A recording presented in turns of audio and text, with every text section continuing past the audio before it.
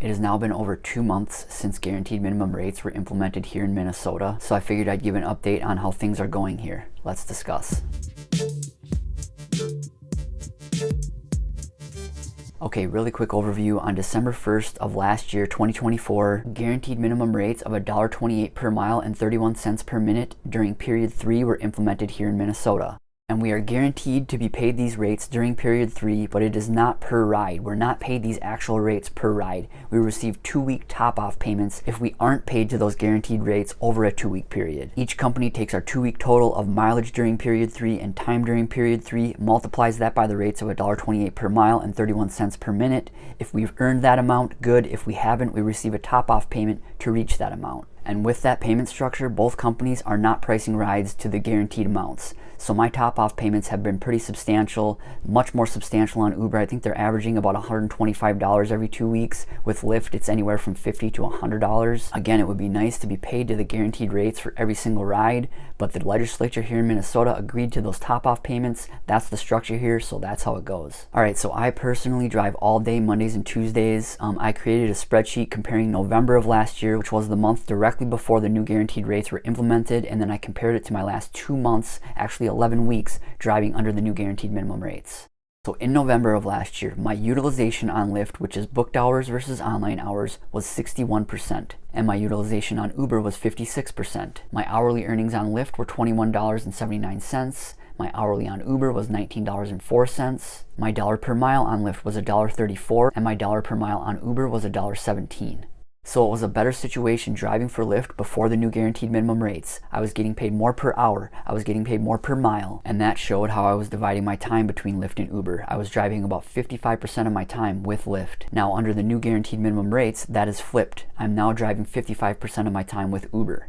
Between December and February, again about 11 weeks, my utilization on Lyft was 42%. This is down almost 20% compared to November of last year. And my utilization on Uber is 52%. This is down only about 5% compared to November of last year. And my hourly rate on Lyft is $20.97, so it's actually down under the new minimum rates. And my hourly on Uber is $27.11, so this is way up under the new minimum rates. This is up over $8. And the main difference now are my dollars per mile. I'm earning $1.70 per mile on Lyft and $1.74 per mile on Uber. Compare that to $1.34 on Lyft before the new minimum rates and $1.17 on Uber before the new minimum rates. So again, my hourly is down about 82 cents on Lyft, about a 4% decrease. And on Uber, it's up $8.07, a 42% increase. My dollar per mile on Lyft is up 36 cents, that's a 27% increase. And my dollar per mile on Uber is up 57 cents, that's a 49% increase.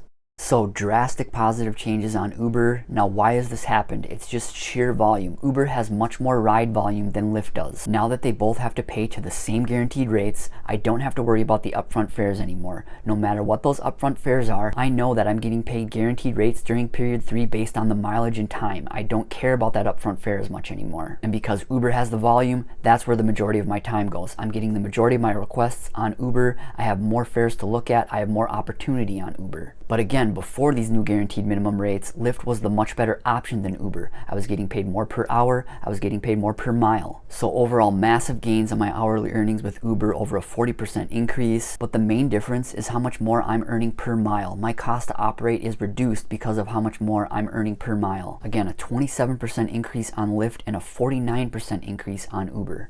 And just the overall driving environment, especially long rides, I snap accept those now. I look at the mileage when I see those upfront fares. Again, I don't look at the actual fare because we are guaranteed certain minimum rates with those top-off payments. Anytime I see a request that's 10 miles or longer during period 3, I can't accept it fast enough. So the majority of my rides now are long again. This is a drastic difference than what I was getting paid before the guaranteed minimum rates. I would almost never accept those long requests. For instance, if I see a request now and the period 3 mileage is 20 miles and say the duration is 30 minutes, I know I'm going to get paid about $35 for that ride. Previously on that request, before the guaranteed rates were implemented, I would have been lucky to get paid $16 or $17, and now we're getting paid literally double that amount. But also, I've pretty much stopped accepting minimum fare requests completely because of how our pay is structured here, because of those top-off payments. With those minimum fare requests, yes, I might get paid really well on those, but those requests are pulling from my top-off payment, from money that I've already earned. And in turn, my current acceptance rate on Lyft is 70%, and my current acceptance rate on Uber is 58%.